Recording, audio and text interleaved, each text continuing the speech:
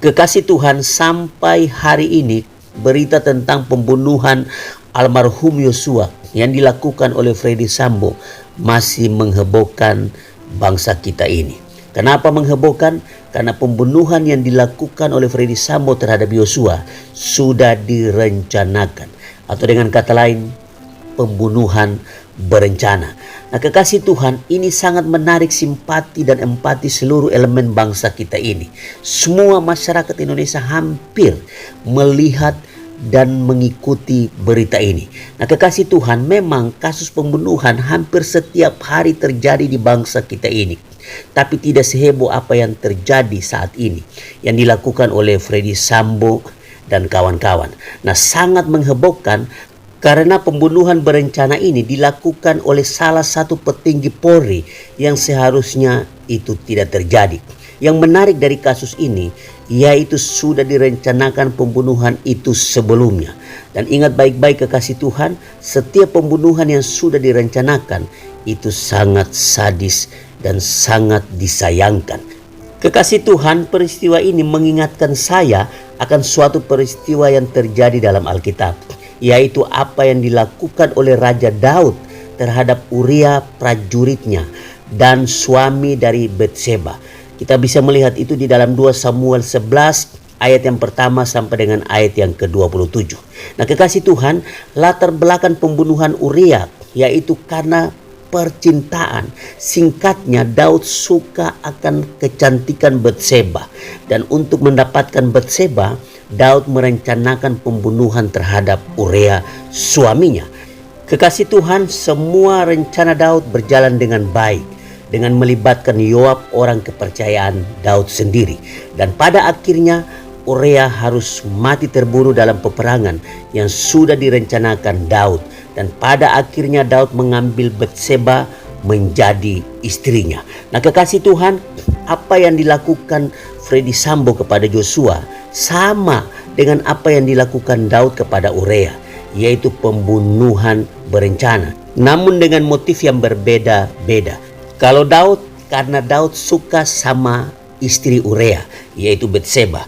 Tapi kalau Freddy Sambo belum jelas. Nanti kita melihat selanjutnya kasus ini motifnya apa. Nah, kekasih Tuhan, pelajaran penting yang harus kita ambil dari kasus Daud dan Freddy Sambo yaitu yang pertama, pembunuhan yang dilakukan oleh Daud dan Freddy Sambo adalah dosa. Nah, kita lihat di dalam 2 Samuel 11 ayat yang ke-27 dikatakan, setelah lewat waktu berkabung, maka Daud menyuruh membawa perempuan itu ke rumahnya. Perempuan itu menjadi istrinya dan melahirkan seorang anak laki-laki baginya. Tetapi hal yang telah dilakukan Daud itu adalah jahat di mata Tuhan. Garis bawahi kalimat tetapi hal yang telah dilakukan Daud itu adalah jahat di mata Tuhan. Dengan kata lain, pembunuhan yang dilakukan oleh Daud terhadap Uria adalah jahat di mata Tuhan. Jadi apa yang dilakukan oleh Daud dan Freddy Sambo adalah jahat di mata Tuhan. Pembunuhan yang mereka rancangkan, yang mereka lakukan adalah jahat di mata Tuhan. Itu yang harus kita ingat baik-baik. Pembunuhan adalah jahat di mata Tuhan. Nah, pelajaran yang kedua yaitu setiap perbuatan dosa ada konsekuensinya, ada akibatnya. Nah, konsekuensi yang Daud alami yaitu Tuhan mengutus Nabi Nathan untuk menyadarkan Daud akan perbuatan jahatnya, akan pembunuhan berencananya terhadap Uria. Di dalam 2 Samuel 12 ayat yang ke-9 sampai dengan ayat yang ke-12 mengatakan, mengapa engkau menghina Tuhan dengan melakukan apa yang jahat di matanya? Uria orang Het itu kau biarkan ditewaskan dengan pedang.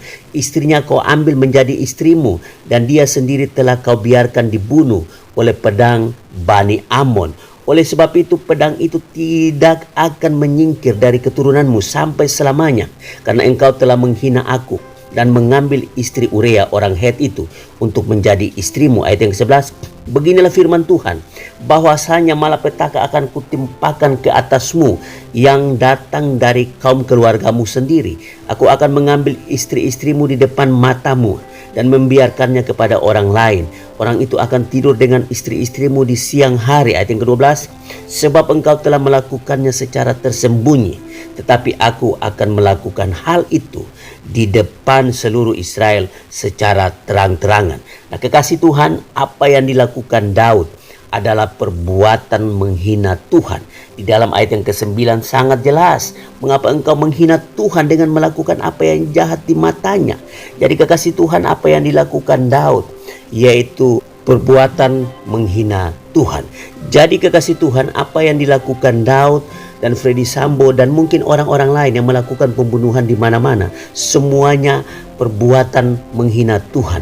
Ingat baik-baik kekasih Tuhan, hukum ke-6 dari 10 hukum Taurat, yaitu jangan membunuh. Allah melarang kita untuk menghilangkan nyawa orang. Jangan membunuh. Nah kekasih Tuhan, konsekuensinya apa? Yang pertama, pedang tidak akan menyingkir dari keturunan Daud. Kita lihat itu di dalam ayat yang ke-10. Konsekuensi yang kedua, terjadi malapetaka dalam keluarga Daud di dalam ayat yang ke-11. Dan konsekuensi yang ketiga, Daud dipermalukan dengan perbuatannya sendiri di dalam ayat yang ke-12. Nah kekasih Tuhan, akibat dari kejahatan yang dilakukan Daud, ia dan sekeluarga mengalami banyak masalah dan malapetaka dalam hidup mereka. Daud dipermalukan dengan peristiwa-peristiwa yang terjadi dalam keluarganya. Daud dipermalukan luar biasa. Nah kekasih Tuhan, kalau kita melihat dengan cermat, maka apa yang terjadi terhadap Daud sedang terjadi pada Freddy Sambo. Kita melihat dia harus menghadapi hukuman mati. Sambo harus menghadapi hukuman mati atau hukuman seumur hidup. Malapetaka dalam keluarganya. Dia harus berpisah dari istri dan anak-anaknya dan keluarga besarnya. Freddy Sambo dan keluarga sangat malu dengan apa yang dilakukannya. Nah kekasih Tuhan, mari kita melihat apa respon Daud terhadap teguran Nathan kepadanya. Nah kita melihat bahwa Daud mengakui apa yang dilakukannya dengan jujur. Dia tidak berbelit-belit. Dia mengakui kepada Nathan dan kepada Allah sendiri. Di dalam ayat yang ke-13 kita melihat 2 Samuel 12 ayat yang ke-13. Lalu berkatalah Daud kepada Nathan, aku sudah berdosa kepada Tuhan. Dan Nathan berkata kepada Daud, Tuhan telah menjauhkan dosamu itu. Engkau tidak akan mati. Daud mengaku dengan jujur kepada Tuhan dan kepada nabinya, yaitu Nabi Nathan pada waktu itu. Nah kekasih Tuhan, pengakuan Daud tidak menghilangkan konsekuensi yang harus diterimanya. Ingat baik-baik kekasih Tuhan, pengakuan dosa Daud tidak menghilangkan konsekuensi yang harus diterimanya. Dan dia mengalami semuanya itu. Semua konsekuensi itu terjadi dalam kehidupan Daud pada saat itu. Nah kekasih Tuhan, yang seharusnya dilakukan oleh Freddy Sambo saat ini, yaitu dia harus mengakui dengan jujur apa yang sudah dilakukannya kepada Tuhan dan kepada manusia, agar Tuhan mengampuni segala kejahatan yang sudah dilakukannya. Seperti apa yang dilakukan Daud, dia harus mengakui segala kejahatannya dan siap untuk menerima konsekuensi dari apa yang sudah dilakukannya. Kekasih Tuhan, kalau sudah beres dengan Tuhan, maka mintalah kekuatan dari Tuhan agar mampu menjalani dan melewati semua konsekuensi yang harus diterima. Nah kekasih Tuhan, ingat baik-baik bahwa setiap kejahatan yang kita lakukan ada akibat yang harus kita tanggung. Oleh sebab itu kekasih Tuhan, jangan kita coba-coba melakukan kejahatan, apalagi menghilangkan nyawa orang, apalagi membunuh orang. Karena di dalam hukum Tuhan, 10 hukum Tuhan, hukum yang ke-6 dikatakan bahwa jangan membunuh, jangan menghilangkan nyawa orang. Itu larangan dari Tuhan. Kalau kita melanggar itu, maka ada konsekuensi yang harus kita alami. Ingat baik-baik kekasih Tuhan, setiap kejahatan yang kita lakukan ada akibat yang harus kita tanggung. Tetapi percayalah, semua pasti ada akhirnya. Kalau kita sungguh-sungguh berserah kepada Tuhan, mengaku kepada Tuhan dan kepada manusia dengan jujur, maka Tuhan akan memberikan jalan keluar untuk kita kuat menghadapi segala konsekuensi yang harus kita terima dari kejahatan yang kita lakukan. Dengan peristiwa ini, kita semua berharap agar supaya Pak Freddy Sambo bisa menyadari dan bisa mengakui semuanya kepada Tuhan, dan biarlah kasih karunia Tuhan berlimpah di dalam kehidupan Pak Freddy Sambo sekeluarga. Kita tetap berdoa untuk Pak Freddy Sambo sekeluarga agar supaya mendapatkan anugerah pengampunan dari Tuhan.